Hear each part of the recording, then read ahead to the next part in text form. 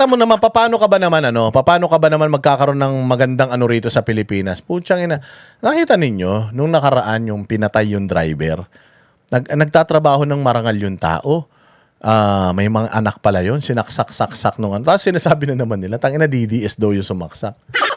At tinapay na yun. Yun yung argumento ninyo. That's not the point. Whether DDS yung sumaksak or dilawan or pulahan, hindi yun dun. Yung sumaksak, putang ina, kriminal yun. At bakit siya kriminal? Kasi nga, alam niya, siya kriminal din yung mga nasa gobyerno eh. Alam niya na baka puro sa mga magnanakaw at kriminal yung mga yan. Subukan ko na rin gawin, baka sakaling makalusot din ako. Ano nagtutulak sa isang tao para gumawa ng krimen? More so, gumawa ng ganong klaseng krimen. Yung, pwede mo namang, pwede mo siguro saksakin ng isa. Tsaka yung medyo mababaw lang. Alam, may kaibigan ako May kaibigan akong kriminal talaga. Putang ina nun Kriminal talaga yung kaibigan ko na yun. Alam mo, pag nanaksak siya, ganito siya manaksak ha. Halimbawa, ito yung kutsilyo. Ito yung kutsilyo, di ba? Buo, yan, di ba? Ganyan. Pagka nanaksak siya, hinahawakan niya ng ganito yung kutsilyo. Ganyan. Para pag sinaksak niya, ang papasok, mapipigilan ng daliri niya yung pagpasok ng kutsilyo. Imbis na buo, kadyot lang, ganun lang. Magugulat lang yung sinaksak niya, parang nasusugat lang. Mababaw lang yung Pag sinaksak niya ganun, nakita may hawak siyang kutsilyo, patatakot na yun. So ganun lang siya. Kriminal talaga, utak ng tartado na yun. Patay na yata yun, namatay yun ng tokhang Oo. Ganun yun. Pero mantakin mo, ang mga kriminal ngayon, I speak, ang ginagamit talagang hindi bubuhay. Ilang beses mong pagsasasaksakin dahil lang sa motorsiklo. Ganun na kahirap ang buhay ngayon. O kaya nakakapiisip na yung tao ng ganun. Kasi hindi ba sinabi ko sa inyo sa sugal, kapag nagsugal ka, apektado lahat. Ganyan din pag droga. Pag sugal, mangungutang ka, mangungupit ka para may pangsugal ka. Ganun din ang droga. Ang droga kasi, science yun Gamot yun Kaya magiging dependent ka nun. At kapag naging dependent ka sa sugal and sa drugs, gagawa ka ng kapag hindi mo makuha, kapag hindi mo makuha yung pera na pambili mo ng droga sa maayos na paraan, kukunin mo yan sa kahit na papaanong paraan. Ang problema, ang addict nga, hindi niya alam na yung ginagawa niya, mali na. Gagawin niya pa rin yun. Kasi nga, para maano yung utak niya, yung amats niya, ma-maintain niya. Parang, di ba sabi ko nga sa inyo, si Bongbong, ganun din. Wala siyang pakialam sa survey. Wala siyang pakialam sa dinadanas mo. Why? Bakit siya makikialam sa dinadanas mo? Ang sarap-sarap ng buhay niya. Bakit siya makikialam sa dinadanas mo? Ang importante sa kanya, hindi naman yung paghihirap mo, kundi yung kung ano man yung ginagawa niyang nakakasarap sa buhay niya. Ganun yun. Ayaw mo na magsugal, putragis, hindi ka na nga hindi ka na nga na mamalato. Dati na mamalato ka pag nananalo ka ng sugal Okay lang magsugal yung mayayaman, yung walang pera, wag na magsugal. Ilang ganun Dahil nakatanggap ng balato kay putragis Dati nakatanggap pa ako ng balato sa'yo, ngayon wala na. Hoy, yung anak mo nag-aaral na sa MIT. Oo. Malapit na yung malapit nang mag-aral sa sa MIT yan si yung anak mo gagraduate na yan, magkakaroon ka na ng anak na scientist. Walang hiya ka. Umuwi ka na dito sa Pilipinas para masaya na tayo rito. Iisa naman yung anak mo, mayaman na yan. Grabe naman yung grabe naman yung kaibigan kong si Putragis. Salamat sa iyo, Putragis, ha. Grabe. 5K sa GCash.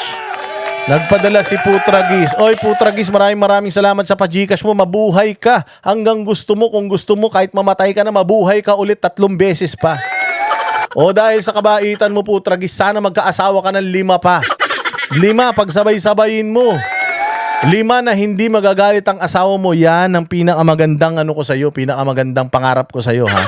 Mabuhay ka, ang lupit mo talaga, Putragis. Magsugal ka pa na magsugal, ha. Ayan na, ang aking tatay dyan sa, sa San Jose, si Jacqueline. Kamusta naman, tatay? At yung napakagandang asawa, kamusta naman sa inyong dalawa?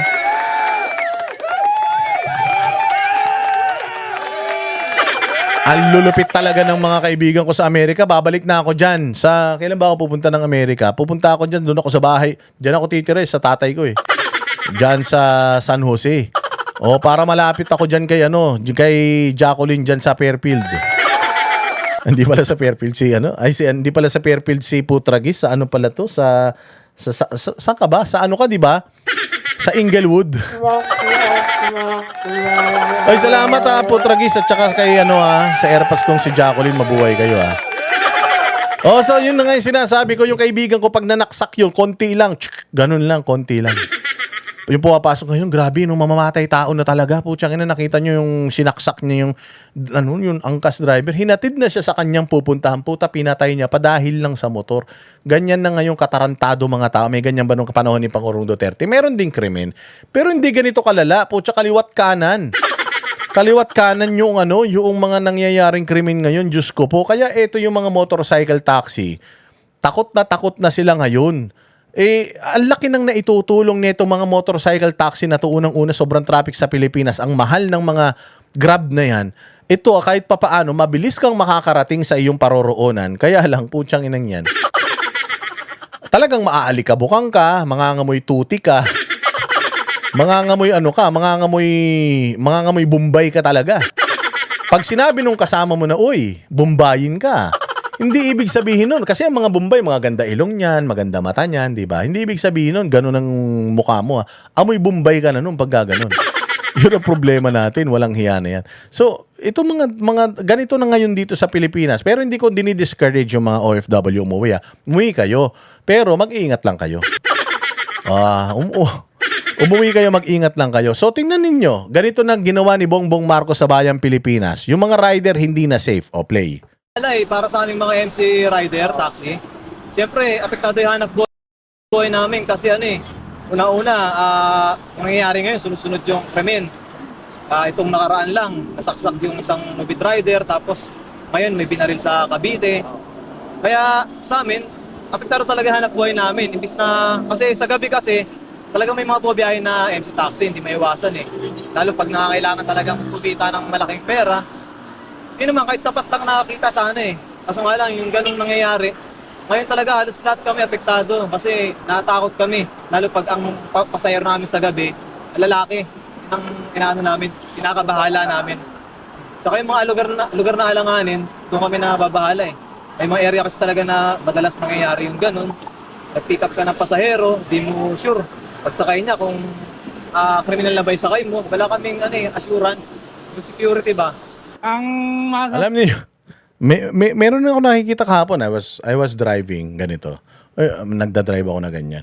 May mga talaga motorcycle hailing taxi na. Meron silang nakadikit dito sa helmet nila sa likod Meron po ako 5 asawa. Para ako si Putragis. Tsaka si Randel Bunagan. Meron ako 5 asawa, parang awa mo na. Huwag mo akong patayin. Yung 5 asawa ko na yun, may mga anak pa sa labas yun. May mga ganun sila dito nakasulat. Kawawa naman. Kawawa. Sabi ko nga, ibang klase. Alam mo yung stress mo, bubunuin mo yung pangbuhulog sa motor, panggasolina, tapos pangpakain sa pamilya mo. Putsang ina, natatakot ka pa sa buhay mo. Alam mo ba, buwis buhay magmotor tong mga to. Putsang ina, kahit nakahiga na, nagmumotor pa rin. Meron ngang mga ganitong driver na kumakalat sa social media. Natutulog na kayo kung ganun sa motor. Ang tagal na nakayuko. Akala nila natutulog. Patay na pala. Alam mo yung sakripisyo nitong mga to. Umulan, umaraw, putsang inan yan. Sabi ko sa inyo, ang hirap ng dinadanas ng mga ito. Tapos, sila pa yung inyong bibiktimahin. Itong nakakatawa. Dati, ang binibiktima ng mga kriminal, yung mga normal na tao, naglalakad, nasa jeep. Pero ngayon, yung mga driver na ng mga ganito, ibig sabihin, naghihirap din ang buhay nito, kaya nga nagtatrabaho na ganyan yung mga yan Yung mga ganito, walang hiya. Yan pa yung mga talagang binibiktima nila. So, with all the stress, mahal ng presyo ng gasolina, tapos, yung natatakot ka pa. Puchas, teka, anong oras na? Minsan masarap pa naman magbiyahe sa gabi. Kasi dati, nag-grab driver ako dati. Gustong-gusto kong bumabiyahe sa gabi. Paglabas ko ng office, lalabas ako ng building. i-open ko na yung ano ko. I-open ko na yung aking ano. Oy, Sakura-san. Sakura-san, Boss D. Idol nyo po si Lebron. Oo naman. Pagpunta nyo sa San Francisco, mabigyan namin kayo ng Lebron shoes. Oy, sana all. Gusto ko naman, si ano naman, grabe naman si Sakura-san. Pupunta pa ako ng Amerika para dyan maligaro. Ang mahal ng pamasahe dyan eh. Magkano pamasahe dyan? Di man ako kasya sa economy na upuan. Magbi-business class ako, magkano? 350. 350,000. Tapos mag-hotel pa ako, kakain pa ako. Eh, papakainin ako ni Putragis, 2 araw lang. Tapos si Jacqueline, 1 linggo lang akong ipatitirahin yan sa Hyatt. Magastos pa din. Oo, yung Lebron mo, padala mo na lang. Ipadala mo na lang sa ano, sa Johnny Air, ganun. Ipadala mo na lang sa Johnny Air. Ikaw talaga, oh. Buti pa si Jake Arsobal eh. Kinuha na ni Jake Arsobal yung address ko. May padala daw si Jake Arsobal sa akin ng sombrero eh. Oo, padala mo na lang. Pero Sakura-san, salamat sa iyong ano, sa iyong kabutihan ng loob. Oo. Lahat man yan idol ko. Si Lebron, si Kobe, si Michael Jordan, si Stephen Curry, lahat. Oo. Gusto nyo, lahat ng sapatos na bilhin nyo, tapos ibigay nyo sa akin, okay lang, gagamitin ko lahat kahit naliligo. Diretso natin to, diretso. Sabi ko lang, yung visible, maging visible yung mga pulis. Ayun ang pinakamahirap doon. Gusto nila yung mga police maging visible. Puta, paano magiging visible nandoon sa Senado?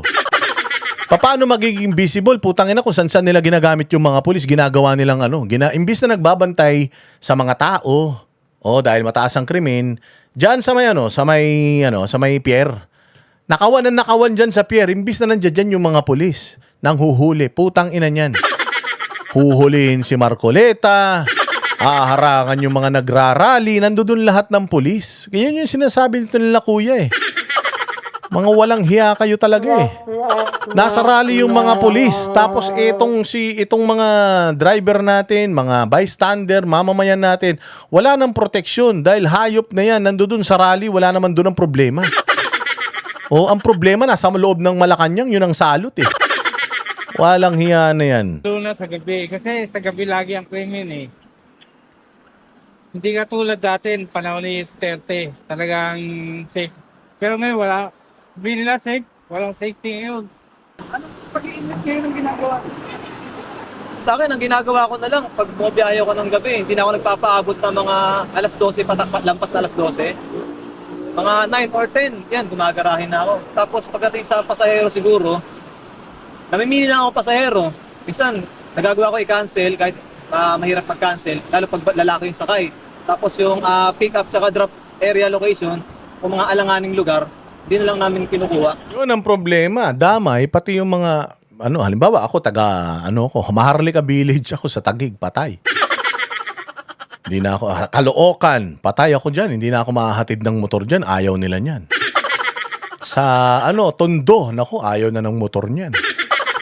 So, imbis na dati, hatid sila ng hatid, mula Apari hanggang Hulo, ngayon, namimili na sila ng pupuntahan nila ng mga lugar, hahatiran. Tapos, kung lalaki ka, yan, hindi ka maisasakay. Ang laki ko na nga, hindi pa ako maisasakay ng ng rider dahil baka iniisip na paglalaki kasi, yan. Makikita mo minsan, baka pagka yung mga nakita mo yung angkas, yung mga rider nila, yung mga inaangkas nila, hinahatid nila, nasa harapan na yun.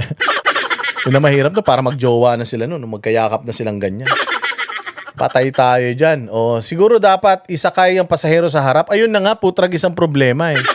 Halimbawa ako, magmumotor ako na ganyan, sasakay ka. Sa harap kita isasakay. Ina, mukha naman tayong magsyota nun. Hindi naman pipwede yun, Putragis. Para naman tayong tanga nun. Pag nakita ako ng mga kaibigan ko si Busdada, tangina may syota o pogi. Apaka-pogi pa naman yan ni Putragis. Alam niyo, pag nakita niyo si Putragis, tangina maglalaway kayo dyan. Pogi, kamukha ni Jay Manalo. Malalao si Jay Manalo dyan. Ibang klase kapugian yan ni Putragis. Maniwala kayo. Kapalagay ko, isang dangkal yan. Ganun, malaki. Malaking tao yan eh. Ipopost ko sa Facebook yung namin, yung picture namin yan. Kasi yung dati kong Facebook nawala na eh. Pag nakita niyo si Putragis, putyang ina, ang bangon yan. Nung nakita ko ngayon, munti ko na hinipuan yan eh. Sobrang pogi eh. May in love kayo kay Putragis, maniwala kayo.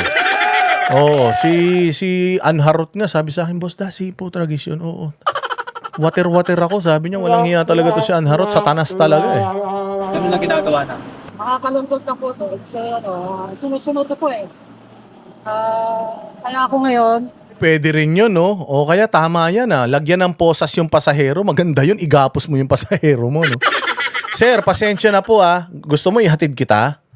Pero sa isang kondisyon, puta igagapos ko yung kamay tsaka paa mo. O bakit mo naman ako igagapos? Mahirap na sir kasi yung nakaraang driver sinaksak pagbaba ng pasahero. At least ito, pagbaba mo, tatanggalin ko yung mga posas mo, hindi mo ako masasaksak. Di ba? Makita mo minsan may nagmumotor na ganyan, may nakasakay nakaganon, nakaangkas, putyang ina nakatali yung kamay tsaka paa. Akala mo kinidnap mahirap naman din yung ganon. Pero putya kanya-kanyang ano na yan. Saan? Sabi ni Choli, ano yan? Bilanggo? Parang ganon na nga. doble ingat. Pag sa gabi, hindi na ako masyadong nagsasakay lalo pag lalamo. Ganon ang gawin mo, di ba? Pag sakay ng pasahero, dikit mo yung kamay mo sa mukha mo, ganyan. Tapos lagyan mo ng tape. Para habang umaandar kayo, nakaganyan lang siya. Mga ganun lang siya. Tapos pagkatapos na, pag natapos na yung ride nyo, okay na, sir. Dyan na ako sa may kabila na lang. Pag saka mo ngayong gumpitin yung tape, makakalabas na siya. Ganun lang. Gawan nyo ng paraan para hindi kayo mamatay. Kawawa naman kayo. Wag na tayo kay Bongbong. Mag-ingat kayo sa daan kasi Bongbong presidente, tanga yun eh. Kung iba na presidente, alam mo, si Inday Sara na presidente, ayan na. Ginhawa na buhay niya yan, sigurado makakapagtrabaho na kayo ng maayos. Pero kapag si Bongbong pa presidente, mag-ingat kayo maigi. Tsaka pag mga iskinitan, hindi ko na pinapasok. Tsaka inaalam po yung sir kung ano yung mga natin mo ba. Pero paano kayo na-apektuhan masyado po sa panganangyari? Sobra sir, siyempre, yun nakakaawa rin yung nangyari dahil single dad yun eh. Pati kami, nalulungkot mga kabaro namin. Tsaka sir, yun nga, takot, pagkibi. Ilag na talaga. Kaya, kasi laki akong alas 12, isa na lang na, inaabot ako ng gano'n eh.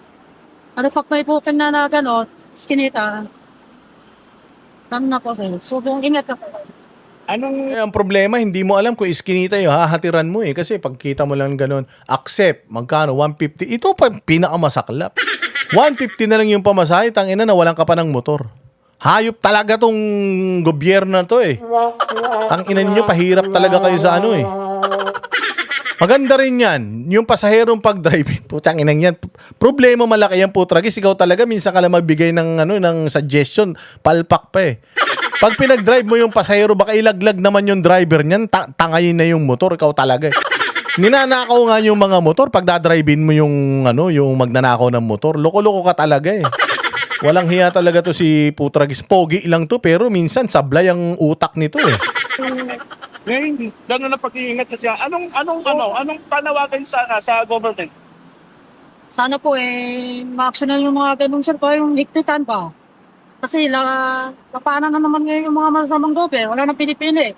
Tsaka sunod-sunod na po, puro insitatsyo po yung inaano nila. Madami ng lugar na hindi talaga safe. Namimili na lang din talaga ako ng paseo. Ay, nandiyan dyan na yung Nanay Morning Dew ko. Nanay Morning Dew, na-late ka na. Na-late ka na, Nanay Morning Dew. Magagalit na naman sa akin, magme-message na naman sa Viber yan, nak. Walang hiya ka talaga, nag-live ka pala. Hindi mo naman ako sinabihan. Nanay Morning Dew, how are you? Kamusta ka naman? Dalawin ka namin ni Putragis sa Tarlac ha? Tsaka ng booking, tsaka depende din ako. Sabi ni Ani, malapit na pala tayo mag 2 years. Oo nga Pero hindi pa kita nararamdaman. Paramdam ka naman, galawin mo naman yung baso. Sa pick-up, saka sa drop-off niya. Tapos sa gabi ba, inaabot ka pa ng madaling araw? Oo, sir. Inaabot din ako ng madaling araw. Nakita nyo yan doon sa may tulay. Nakita nyo yung nasa may tulay, yung nakasulat sa tulay. Yung kulay-pula yung sulat. Si Bongbong yan. Saktong-sakto yung video na to. Si Bongbong yan, Yung nakasulat sa tulay, nakita nyo? Ilagay nyo sa comment section.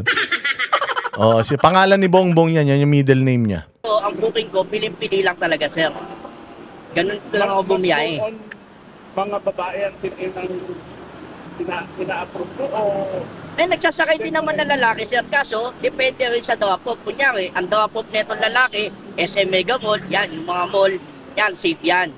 Ayan. So, yan ang problema natin ngayon, kawawa, yung mga kababayan natin, no? Ay, nako. Paano ba naman? Putang inang yan. Yung mga mamamatay tao ngayon, yung mga adik, oo, gusto nilang mangyari, gawan ng rebulto. Yung mga kriminal, visit na yan. Sabi ni Chori, pag mukhang adik, wag isakay. Malay mo naman, kung pangit lang yung tao, ikaw naman. Alam mo, lahat nga ng tao ngayon, mukha ng adik sa sobrang hirap ng buhay. Ang papayat, ako nga, nangangayayat na. Sobrang hirap ng buhay. Walang hiya na yan, no? Oh! Kami ang boses ng masa, hindi natatakot. Katotohanan lang, di kami nalulunod. Walang bahid ng sismis, lahat ay totoo. Kahit sino ka pa, pag mali ka babanatan ka. Walang pinipiling kulay, wala kaming kinikilingan. Basta para sa bayan, kami lalaban. Pagdama palakpakan, pag mali banatan, di matitinag, di matatakot. Para sa bayan, tuloy ang sigaw. Sa harap ng kamera, walang halong takot.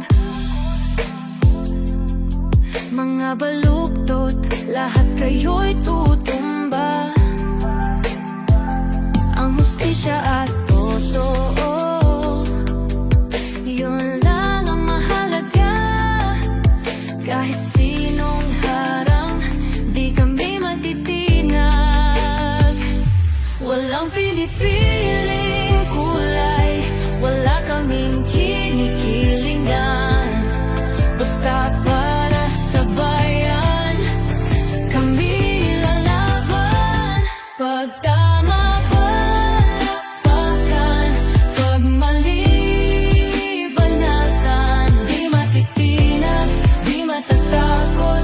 Para sa bayan, tuloy ang sigaw. Kung nasa tama ka, ikaw ay aming kasama. Pero pag mali ka, handa ka na bang mabasag? Banateros kami, walang inuunan.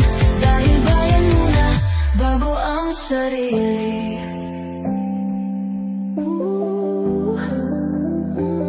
Bago ang sarili.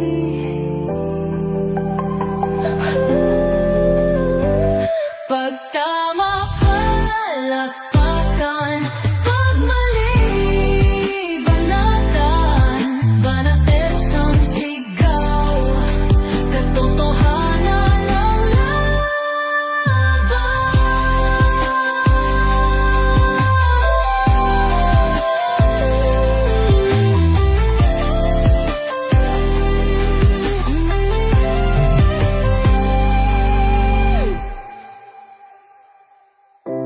Sa harap ng